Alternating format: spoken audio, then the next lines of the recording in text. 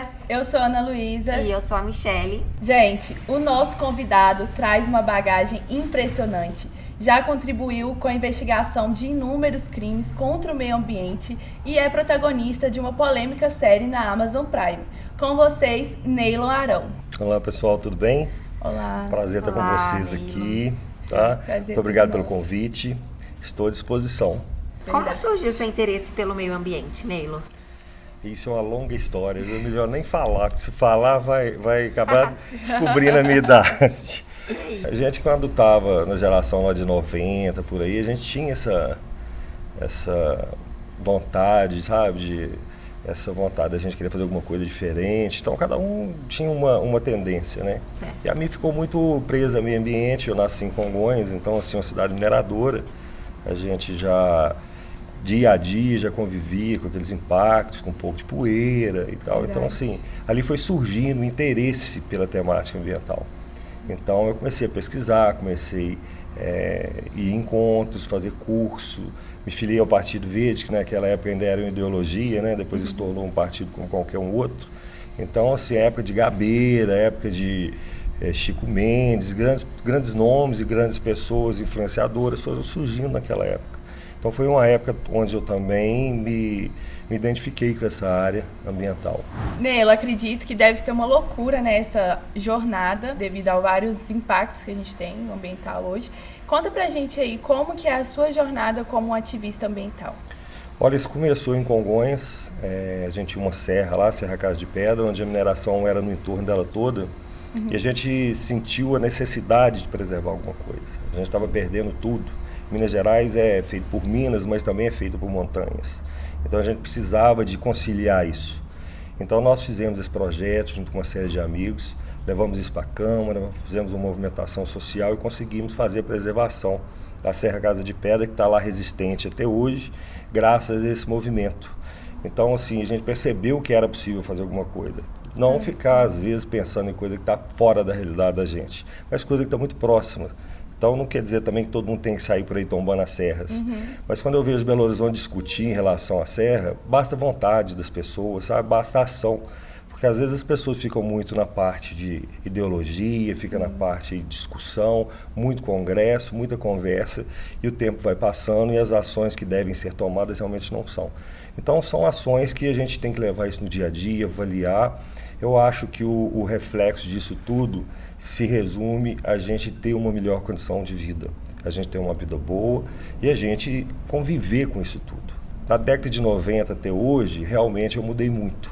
Eu acho que o ambientalista que eu gostaria de ser, naquela época, hoje ele tem que ser mais maduro. Não tem que ser um ambientalista daquela maneira agressiva, daquela maneira de querer levar tudo igual o Greenpeace fazia, de parar tudo.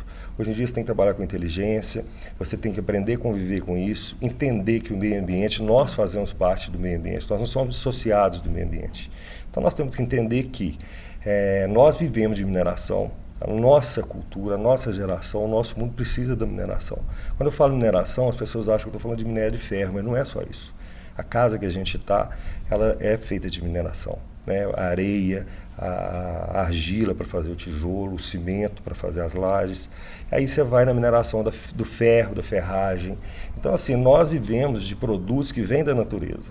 Nós não estamos na época ainda. Eu não vi nenhum ambientalista ainda correr para dentro de uma caverna e morar lá. Todos eles têm seu celular, todos eles têm seu carro e a maioria das vezes a gasolina e poluente.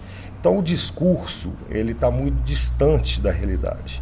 Então hoje eu estou um ambientalista que me considero com muito mais ligado à realidade do que essas utopias que não levaram ninguém a nada. Desde a década de 70 nós temos aí vários utópicos, várias pessoas discutindo meio ambiente, desenvolvimento sustentável, e o que mudou o mundo de fato foi quem pegou a mão na massa e fez realmente diferente. Sim, verdade. Às vezes é muita hipocrisia, né? Muita Demais. cobrança, pouca ação. Normalmente são empresas muito poderosas que estão envolvidas em problemas ambientais. Como é isso? Você já sofreu alguma perseguição? Teve Já. algum momento em que você sentiu medo? Já. Medo também, já recebi ameaça em carta, ameaça em telefone. É isso. Até na porta da casa da gente, embaixo da porta da casa. No escritório, achar envelope com a gente ameaçando. Na realidade, os ambientalistas são uma das classes mais ameaçadas do mundo. Elas são que sofrem mais atentados no mundo. A gente tem aí diversos deles. Mas o que acontece? A gente precisa de enfrentar isso tudo. São opiniões que a gente tem. E as minhas opiniões, elas são hoje muito mais maduras do que elas foram antes. Essa é a evolução que a gente tem que ter do ser humano. Você não pode encontrar uma pessoa 20 anos depois e ela tem a mesma cabeça de 20 anos atrás. Verdade. Essa falta de evolução é que leva a esses conflitos. Hoje a gente trabalha muito gestão de conflitos. Eu mudei muito isso depois que eu fui fazer o programa. Porque o programa me possibilitou conhecer diversas realidades. E onde tinha problema ambiental, também tinha problema social. Eles andam sempre juntos. A degradação ambiental, ela provoca a degradação social. E esse é um grande problema. Onde tem a degradação social, às vezes tem alguém ganhando muito dinheiro, mas a sociedade não está se beneficiando daquilo. Se ela não se beneficia em qualidade de vida e nem da forma econômica, então ali não existe desenvolvimento sustentável. Se não existe desenvolvimento sustentável, é um mau desenvolvimento. Esse mau desenvolvimento a gente tem que combater. E durante programas nós aproveitamos para poder investigar. Nós investigamos as 10 áreas de impacto no Brasil. Nós andamos em mais de 75 dias, foram muitas horas de gravação, muitas horas de acerto, muitas horas de erro. Faz parte disso tudo, porque o documentário, ele é um programa, que é um tipo de programa que você procura não mostrar para as pessoas a sua opinião, mas os dois pontos de vista. Sim. A nossa proposta do programa era mostrar os dois pontos de vista. Então, às vezes, não dava vontade até de esganar determinada pessoa. Mas eu falava assim, não vai adiantar, né? Eu vou estar mostrando o meu ponto de vista. Então, a gente tentava mostrar o lado da empresa, que geralmente essas empresas não trabalhavam da maneira como deviam. Né? Elas faziam uma série de situações fora do que a legislação permite.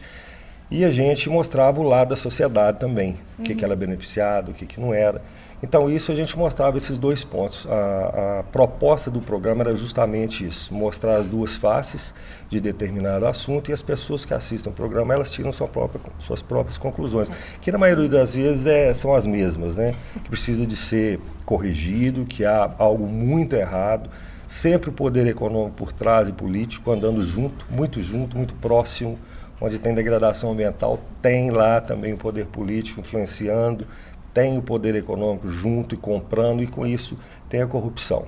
Então, assim, o mal, quando ele resolve fazer alguma coisa errada, ele faz de fio a pavio. Ele não ataca só de um setor, ele ataca em todos.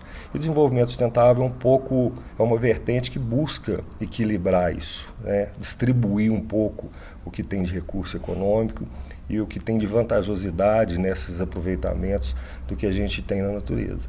Então, é possível produzir com sustentabilidade? É possível.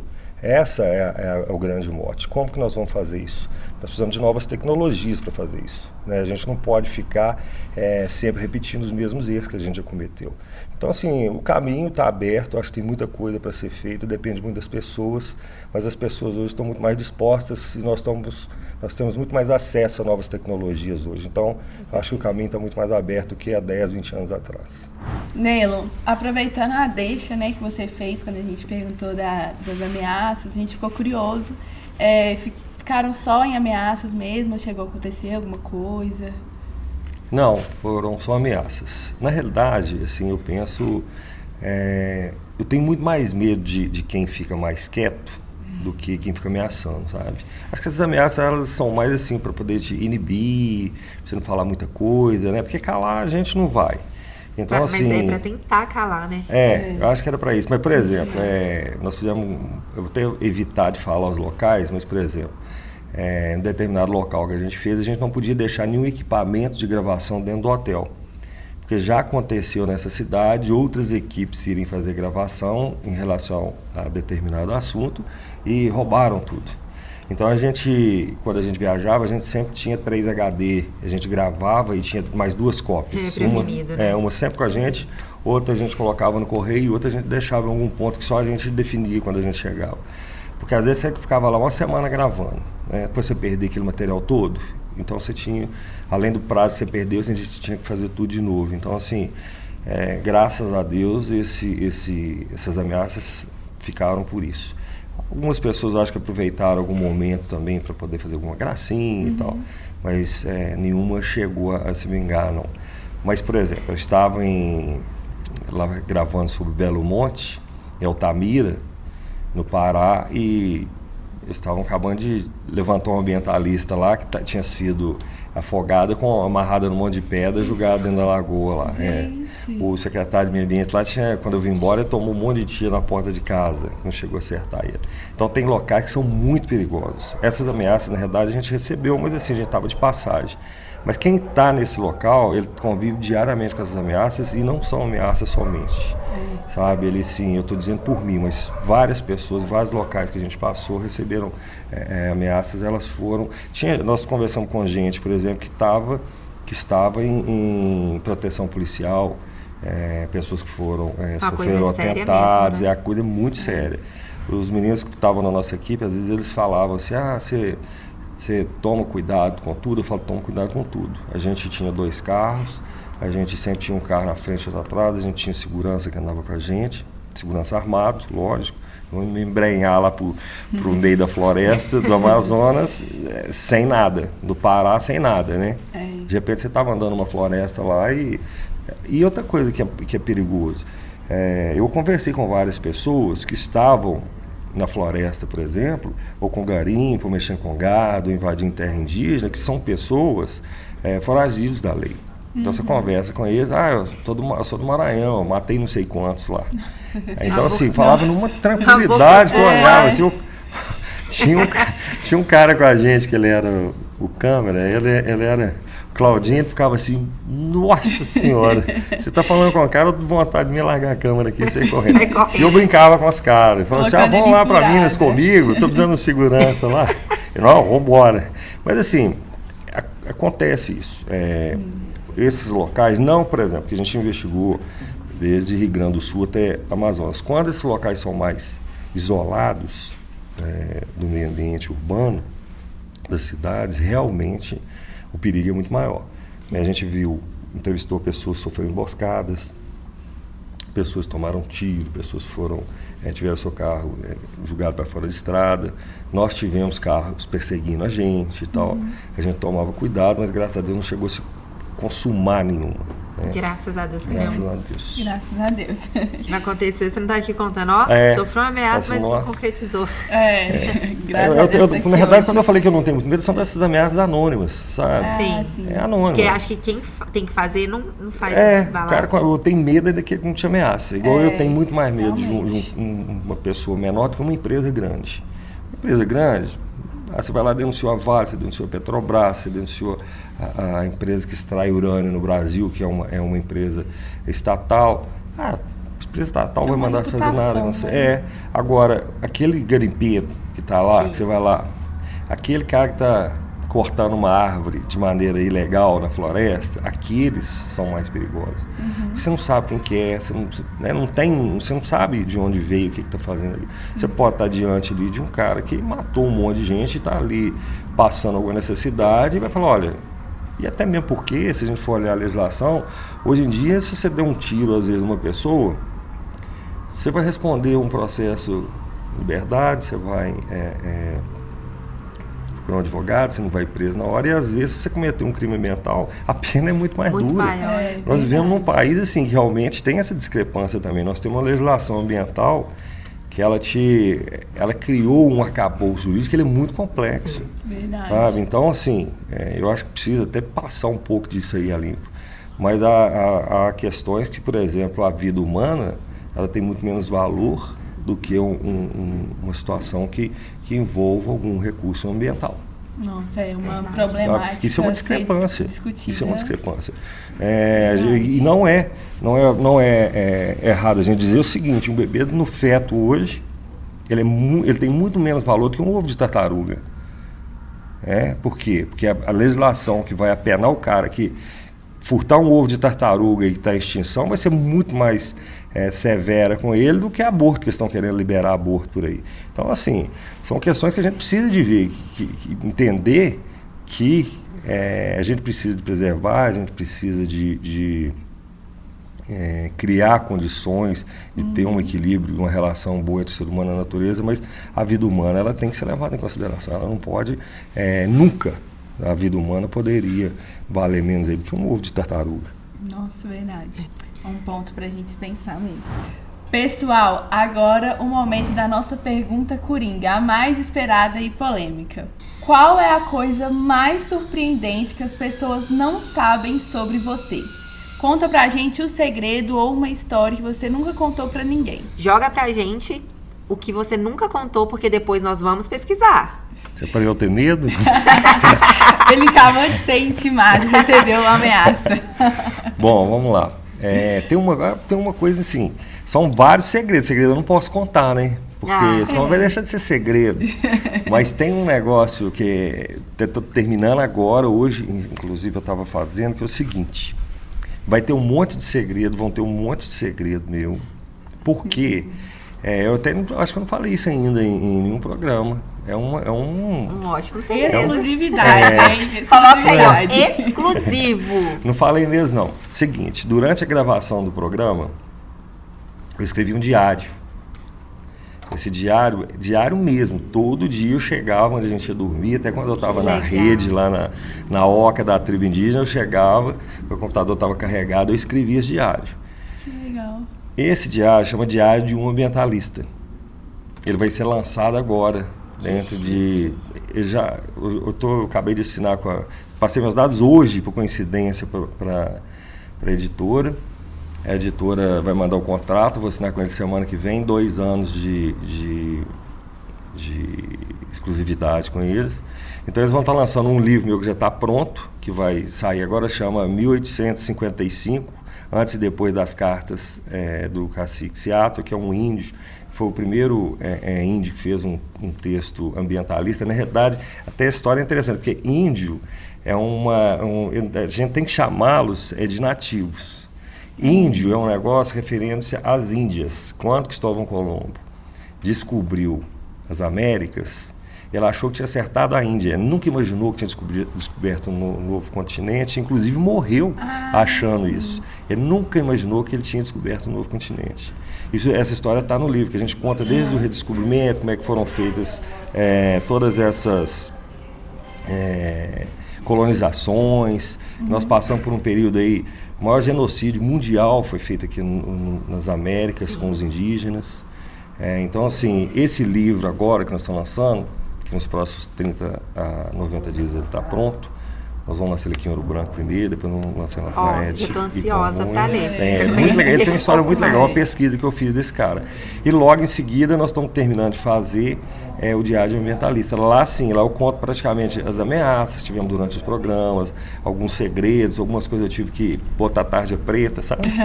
Segredo que nós gostamos. Botar tarja preta, porque senão como é que minha esposa vai ficar sabendo disso tudo?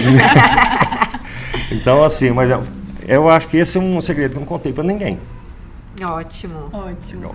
A gente está tentando trabalhar com a produtora do programa o seguinte: lançar o Diário Ambientalista nessa primeira versão e depois lançar o Diário Ambientalista numa versão melhor, mais encorpada, com um cartão Drive que tem o programa.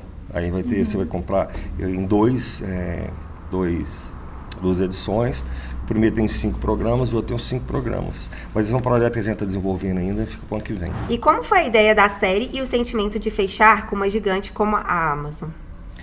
Bom, essa ideia eu já trazia ela há algum tempo, porque eu detestava, apesar de gostar do meio ambiente, eu detestava os programas ambientais que tinha na televisão. Péssimos. Parecia um cara falando, mostrando uns negocinhos, parecia um programa infantil. Sim. Parecia que todo mundo que estava assistindo não entendia o que você estava falando, sabe? Te ensinando a escrever A, B, C, D. Eu não gostava de nenhum programa e falava assim, olha, precisa de criar alguma coisa, que eu sempre acreditei que a televisão é um meio de comunicação muito importante. Hoje, as redes sociais tomaram, graças a Deus, uma parte disso, né? Sim. E eu percebi uma situação muito diferente na rede de televisão de hoje. Mas lá em 2015, 2005, por aí, eu comecei a pensar, falei assim, não, nós precisamos de criar alguma coisa. Quando foi 2008, essa ideia começou a amadurecer mais. Então a gente tinha um contato lá na Bandeirantes, esse programa ia aparecer na Bandeirantes, ia ser uma outra formatação, ia chamar Planeta Urgente, e eu ia andar com câmera, a gente ia ser era um programa completamente diferente. Até que eu tive esse contato com a produtora, que é Guerrilha Filmes, de Belo Horizonte. Eles são super profissionais, a gente teve uma reunião, tivemos um alinhamento de ideias, eles mudaram a formatação, não me garantiram que eu poderia apresentar o programa, porque eu teria que fazer todos os testes. Então eu fiz os testes, nós gravamos um teaser, eles viajaram com esse teaser para MIPCOM, depois foram para a França e voltaram com essa proposta. Falaram, olha, deu certo, o programa tem uma pegada boa, e nós formatamos ele de uma maneira que é um programa atemporal. Você pode assistir ele agora, daqui 2 anos, daqui 3, é um programa documentário, ele é um registro da história daquele cenário que a gente fez a gravação. E além do que, a gente não emite a opinião da gente, a gente mostra o que está acontecendo de fato e deixa com que as pessoas pensem, tirem suas próprias conclusões. Essa foi uma proposta muito inovadora. Então, com isso, nós fomos a campo fazer essas gravações, fizemos os testes, usamos um recurso do Fundo Setorial, fizemos o programa, junto com um canal que chama Cine Brasil TV, que é o primeiro que teve a oportunidade de lançar, ele é um canal fechado. E depois a Cine Brasil TV vendeu os direitos de exibição para a Amazon. Ele ficou no canal da Amazon 2020, 2021 e 2022. 2021, 22, 23. E agora a Amazon passou para... Está na Amazon ainda, mas ele é exibido através de uma plataforma que ela tem que trabalhar junto com ela. Então, se você acessar hoje a Amazon Digital, o Ambientalista, vai te dar o link para você poder acessar o programa. Então, esse programa tornou-se para a gente uma referência. Eu recebo diversas pessoas, assim, Instagram, na rede social, pedindo informação, querendo saber como é que foi feito. A gente sempre está falando do livro, e as pessoas, eu quero comprar quando tiver anúncio por aqui. Então, assim, pouco tempo aí eles pediram para comprar o programa, mas eu não tenho direito no programa.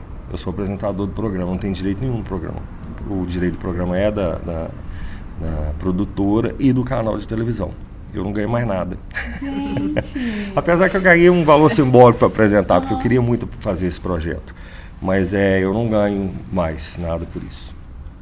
Seria justo, né? Mas na verdade, assim, é uma coisa que a gente faz gostando tanto, com tanto prazer, com tanta vontade, é um sonho, assim, que você fala assim, olha, agora eu vou fazer um negócio que eu sempre tive vontade, e num nível muito alto. Porque não foi o Neilo e uma pessoa que saiu por aí fazendo uma coisa, foi uma equipe de produção. A Guerrilha... Trabalhe com o que você gosta, que você nunca vai precisar trabalhar. A Guerrilha Filmes, ela é muito profissional, o diretor é muito profissional, apesar de ser chato pra caramba, mas eu acho que não tem diretor que não é chato, sabe? A gente brigou muito. Mas, assim, todas as brigas foram para melhorar, para amadurecer, para fazer cada vez melhor, sabe? E como aprendizado, né? Então esse aprendizado que eu adquiri com essa equipe da Guerrilha foi muito fantástico. A gente escreveu a segunda temporada, a primeira temporada são 10 episódios, a gente grava aí desde o uso de agrotóxico na plantação de fumo até floresta amazônica, tribos indígenas, são vários temas. E a gente já está preparando a segunda temporada, mas aí veio a pandemia, aí veio aquela sessão toda e tudo parou na produção audiovisual. Deu uma mudada muito grande na toda a produção audiovisual. Ela saiu um pouco aí desses canais, passou muito para o streaming. Foi isso aí, eu acho que ajudou até o nosso programa ter esse alcance na Amazon. E os canais aí abertos fazendo esse vexame que faz como sempre, né? Assim, eu não assisto televisão aberta há bem tempo, tipo assim, bem uns 5 anos. Também não acrescenta nada a televisão aberta. Você vê um canal igual a Globo, assim, não te acrescenta nada.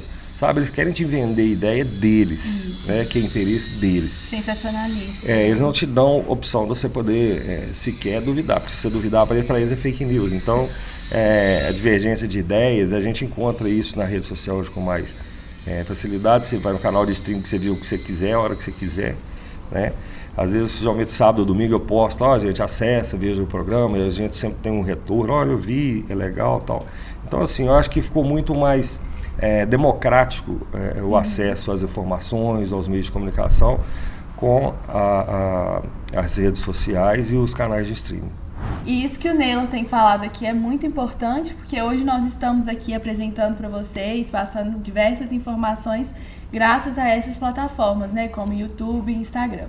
E olha para você ver que legal que é, porque nós estamos falando para pessoas muito próximas. As pessoas aqui da região nos conhecem, sabem quem que é, né? Olha, nasceu ali, ou mudou para cá, ou mora ali. Então, assim, essa democratização que teve, ela incomodou também os canais de televisão, porque eles perderam o terreno, né? Sim. Você tem canal hoje aí de televisão que não está dando conta de pagar, está demitindo todo mundo. Então, assim, mas não é só porque veio isso também, que eles também têm canal de streaming. Eu não assisto a Globo nem no streaming, sabe? Nem no streaming eu não assisto. Mas o que acontece? Quem gosta vai lá e assiste. Sim. Assiste a novela a hora que quiser. E você também participou de um filme premiado, né? Já escreveu um livro, é isso? Na realidade é o seguinte, dos 10 programas, um episódio, ele chama-se Caetité, que é uma cidade na Bahia, chama-se Cidade Radioativa. Caetité é uma cidade onde faz extração de urânio. Urânio é aquele material que é utilizado, você faz o enriquecimento dele, e logicamente na natureza ele é uma pedra comum, parece que você está tirando granito, por exemplo. Mas depois que você passa os processos químicos, ele é tratado com muito processo químico, ele é mandado para fora do país, onde é enriquecido, e volta para cá para ser utilizado aí nas usinas atômicas. Pode ser feito também bomba atômica com ele. Então é um metal que só pode ser extraído por empresas do governo. Empresa particular não pode extrair urânio. São minerais considerados de segurança nacional.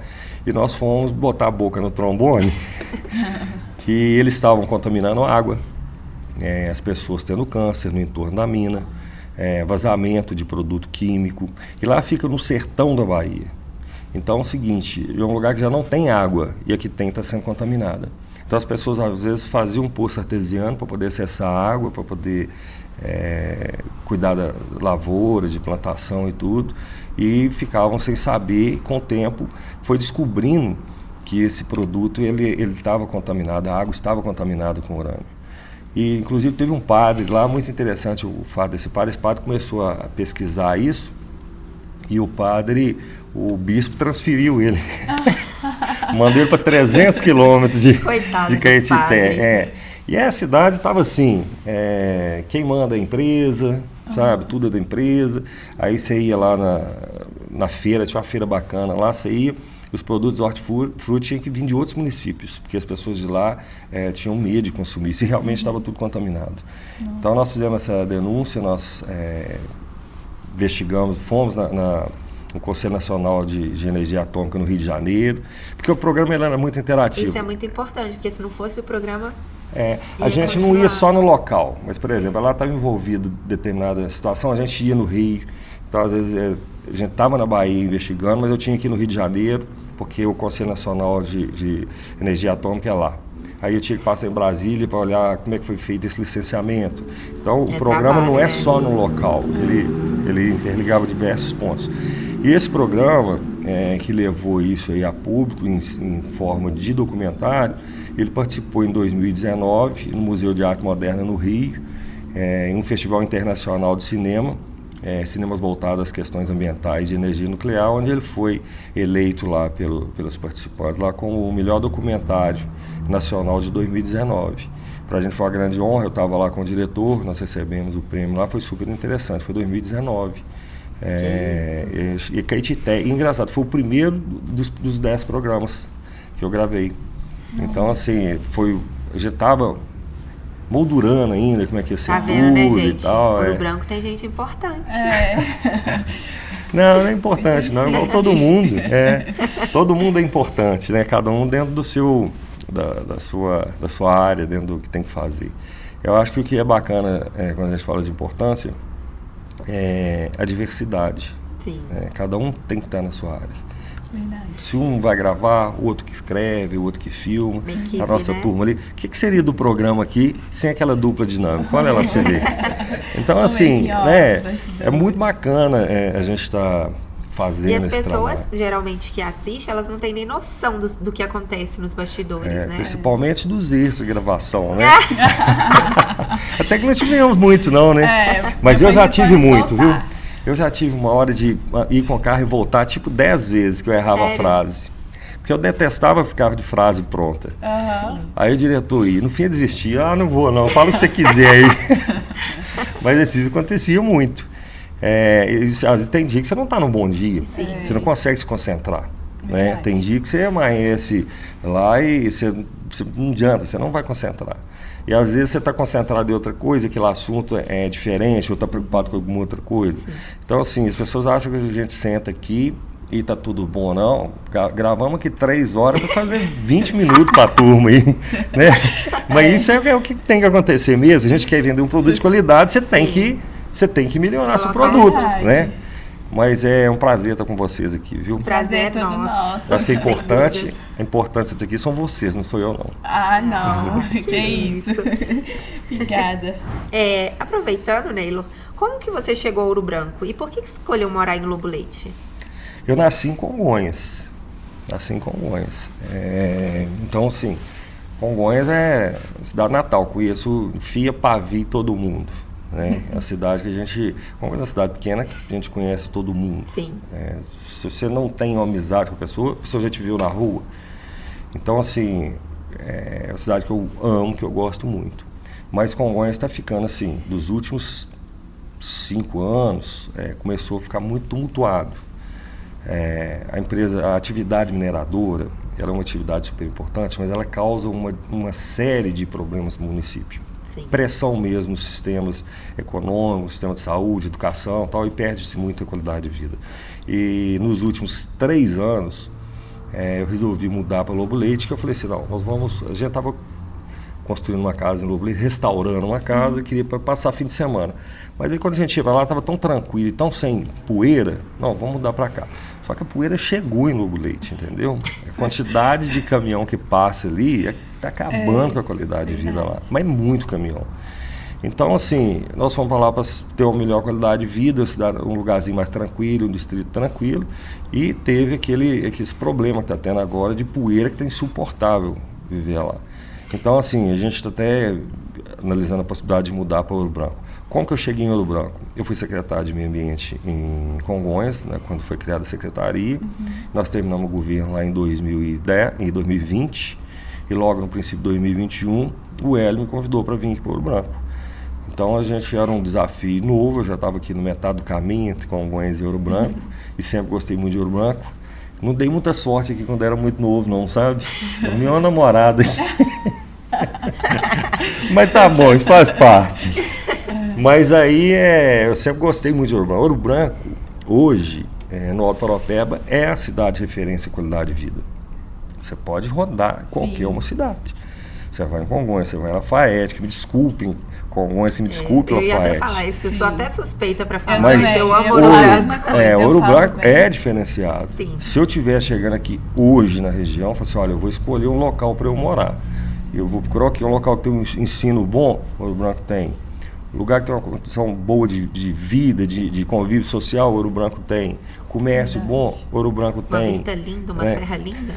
Maravilhosa a vista. Você vai em Itatiaia, maravilhoso. Você está a 30 quilômetros de Ouro Preto, de Lavras Novas. Pertinho de Congonhas também, para você ir lá visitar e tal. Então, assim, Ouro Branco hoje é uma referência. Em termos de qualidade de vida, quem quer tranquilidade, segurança, nós temos uma segurança muito grande aqui. O Hélio é um prefeito, assim, eu vim para cá, na verdade, aprender. Porque o que eu aprendi aqui, em todos os sentidos, em governança, em forma diferente porque Congonhas tem muito dinheiro, então a prefeitura tem muito dinheiro. Né? Às vezes, se não faz nada, o problema é a administração. Aqui não, aqui tem 1/5 da arrecadação de Congonhas e consegue oferecer ao morador daqui uma qualidade de vida muito melhor. Então isso é importante, né? E eu fazer parte dessa administração do Hélio para mim foi muito importante, porque ser ambientalista é uma questão importante, defender as questões ambientais também, sim, mas só ficar na defesa, a gente tem que ir a campo e mostrar o que a gente pode fazer para colaborar, para melhorar a qualidade de vida das pessoas, das empresas, de todo mundo, tentar fazer o desenvolvimento sustentável funcionar de verdade. E Ouro Branco me deu essa oportunidade, eu fiz o melhor que eu pude. Infelizmente a gente não tem tempo para fazer tudo que a gente quer, a gente tem que optar pelas prioridades que o município precisa, mas Ouro Branco é, sem dúvida nenhuma, uma das melhores. Aliás, eu não preciso nem falar isso, estão nos dados. Se você for olhar, o Ouro Branco ganhou agora recentemente melhor prêmio aí de cidade sustentável, cidades excelentes. Você vai, Ouro Branco, por exemplo, tem nota 10 em turismo, e apesar que não temos um turismo assim ainda da maneira que vamos ter, né? Porque nós vamos ter voo livre, nós vamos ter observatório astronômico, unidade de desenvolvimento econômico criando, mercado municipal, uma série de coisas. Então, assim, Ouro Branco é uma referência, os outros municípios vão ter que correr atrás. Né? Lafayette, Congonhas, o pessoal está com dinheiro, mas eles vão ter que correr atrás, porque eles vão ter que oferecer uma qualidade de vida para os habitantes e para os visitantes, porque quem vier a Ouro Branco fica aqui e não volta para lá, não. Verdade. Agora, a pergunta que não quer calar, que eu acho que é a curiosidade de muitos, né? Há pouco tempo houve um boato de um tremor aqui na região, que pode ter vindo da barragem de Congonhas. Na sua opinião, essa barragem está segura? Eu já não faço parte da parte ambiental de Congonhas há 3 anos e meio. Eu sei que quando nós saímos de lá, em 2020, nós entregamos a barragem com fiscalização ambiental constante, que era realizada pela Prefeitura, fiscalização ambiental da Secretaria de Estado. Então, a gente tinha certeza que ela estava segura, porque a gente assumiu isso. Porque é muito fácil falar assim, isso é uma responsabilidade da Agência Nacional de Mineração. Tá bom, mas a Agência Nacional de Mineração está em Brasília, está em Belo Horizonte. Quem está na porta da barragem são as pessoas. Então, nós implantamos em Congonhas um plano que chama Plano Municipal de Segurança de Barragens. Foi o primeiro no Brasil, foi o primeiro município a assumir responsabilidade, não responsabilidade em relação à segurança, mas a responsabilidade de estar ali acompanhando o que estava acontecendo. As informações últimas que a gente tem é que a equipe que está lá não deu conta de levar esse plano adiante, que o plano está no meio do caminho e não conseguiram implementar. Era um plano que seria implementado em 1 ano, mas com a pandemia a gente teve que retrair um pouco esse plano. Então, assim, é um plano que, se eles implementarem, ele garante a segurança do município. Ele é um plano com base no que há de melhor técnica nos Estados Unidos, no Canadá, que foi pesquisado na época. Então, assim, a gente deixou esse plano. Eu não tenho essa certeza, eu não posso dar essa certeza, porque eu não conheço o que está, as questões técnicas que estão envolvendo isso lá. Mas eu tenho certeza que uma coisa eu posso dizer. A barragem de lá, ela não tem uma quantidade de água suficiente para fazer com que ela rompa. Porque o que faz o rompimento de uma barragem é a água, não é o rejeito. Porque o rejeito é uma terra, é como se você tivesse um montinho de terra, né? Ela não mexe, ela fica ali. Se você pegar um carrinho de mão com terra e jogar, ela vai parar na porta do carrinho. Se você pegar esse carrinho de mão, encher de água, na hora que você fizer assim, vai levar aquela terra longe. Isso é energia. O que faz a barragem romper é a água, não o rejeito que está lá. E a empresa, quando a gente iniciou esse trabalho, ela já estava em processo de secagem dessa barragem. Então, ela vai se tornar uma pilha de rejeito, uma pilha de terra. Eu não sei se esse trabalho continua sendo feito. Então, eu não posso dizer, de falar que ela está completamente segura. Sim, entendo. Mas tem tudo para estar. Né? E para a gente terminar, fazer uma última pergunta aqui para ele. Se você pudesse voltar no tempo e dar um conselho a você mesmo quando estava começando, qual seria? Conselho? Não acredite em nada que você ouve na Rede Globo. Muito bom. Muito bom. Obrigada, Neila. Obrigada. Gente, então foi esse o nosso 3º episódio. Eu gostaria de agradecer, Neila, a sua participação. E quero falar para você que nós estamos muito felizes de ter você aqui, de ter essa entrevista, que foi incrível. E eu, Michele, falando, eu quero muito que você me avise quando sair o livro, que eu quero comprar, que eu quero ler. E parabéns! Muito obrigada, Neila. É um prazer, né? A gente fica lisonjeado de receber uma pessoa aqui como você, um grande profissional. Obrigado pelo que faz pela nossa cidade também, como secretário. E é isso, obrigada. Olha, eu que tenho que aproveitar a oportunidade para agradecer vocês. A gente tem que sempre estar conversando com a pessoa, a gente tem que sempre estar levando essas informações. Não adianta nada a gente não compartilhar o conhecimento. O conhecimento é algo que chega para a gente e ele só tem valor se a gente puder compartilhar ele com alguém e se a gente puder fazer coisa melhor na vida das pessoas, mudar a vida das pessoas com aquilo que a gente aprende. Então é um prazer para mim estar aqui. Sempre que vocês precisarem, estou à disposição. Agradecer essa dupla dinâmica ali. Que Deus abençoe todos. Amém. Amém.